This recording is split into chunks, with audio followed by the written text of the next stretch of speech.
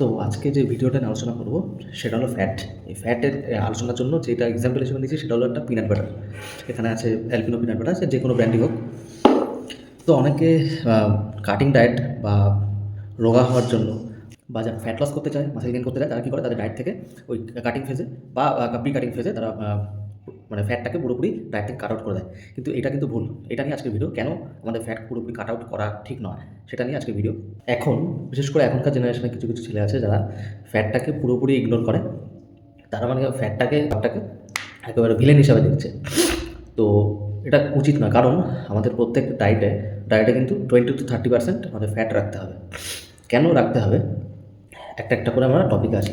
Number one যেটা, তো আমরা সবাই জানি ফ্যাট দু রকম, একটা হচ্ছে স্যাচুরেটেড ফ্যাট, একটা হচ্ছে আনস্যাচুরেটেড ফ্যাট।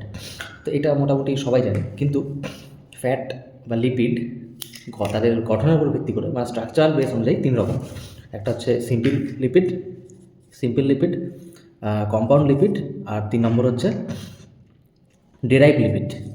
আজকে মেন আমাদের এই ডেরাইভ লিপিড থেকে নিয়ে কিন্তু কথা হবে। ডেরাইভ ফ্যাটের কী কী কাজ?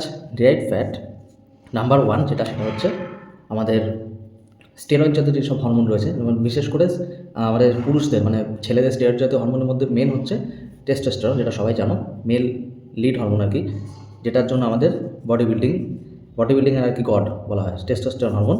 সেটা কিন্তু এই ডেরাইভড ফ্যাট থেকেই মানে ডেরাইভড ফ্যাট থেকে সেটা টেস্টোস্টেরন বুস্ট করতে সাহায্য করে।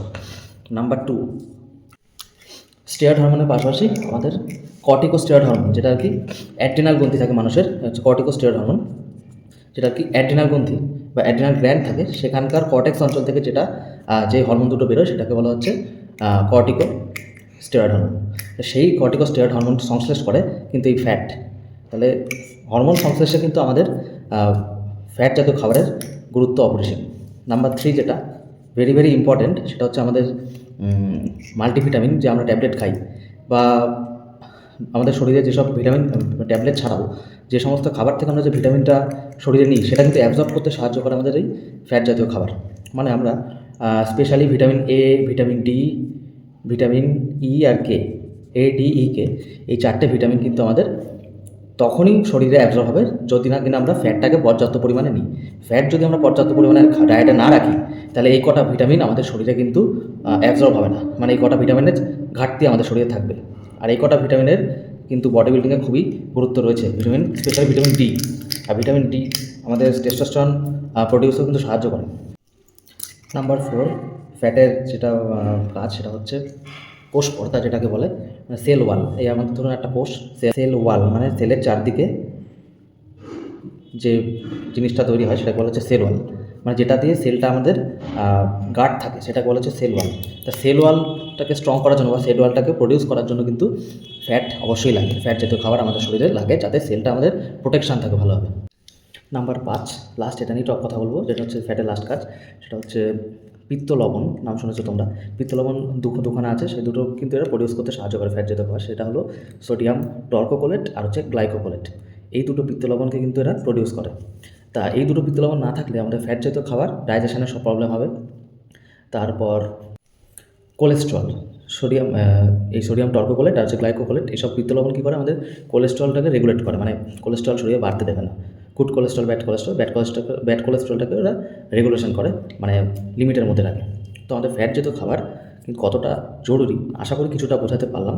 তো অবশ্যই তোমরা ডায়েটে 20% অন্তত ফ্যাট রাখো, যেগুলো আর কি বিভিন্ন রেড মিটে পেয়ে যাবে, সেগুলো একটু অ্যাভয়েড করো। আর চেষ্টা করো পিনাট বাটার বা বিভিন্ন বাদাম থেকে যেসব ফ্যাট আছে সেগুলো খাওয়ার। ঘি খেতে পারো, মাখন খেতে পারো।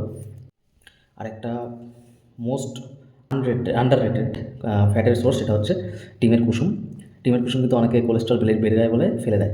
তো আমি সাজেস্ট করবো, নিউট্রিশনিস্টরাও তাই বলে, যে ডেইলি 2 থেকে 3টে ডিমের কুসুম কিন্তু তোমরা কনজিউম করতে পারো। এক একটা ডিমের কুসুমে 4.5 গ্রাম করে ফ্যাট থাকে। তো সেটাকে তোমরা কিন্তু ডায়েটে অ্যাড করতে পারো। হামেশা যারা অ্যাথলিট আছো বা বিভিন্ন স্পোর্টসের মধ্যে রয়েছে বা ওয়ার্কআউট করো, তারা কিন্তু দিনে 2-3টে ডিমের কুসুম কনজিউম করতে পারো চোখ বুঝে, ওটা কিন্তু অ্যাভয়েড করো না। তো এই ছিল আজকের ভিডিও, আশা করি ভালো লাগলো। ভালো লাগলে অবশ্যই একটা লাইক করে দিও। চলো, বাই।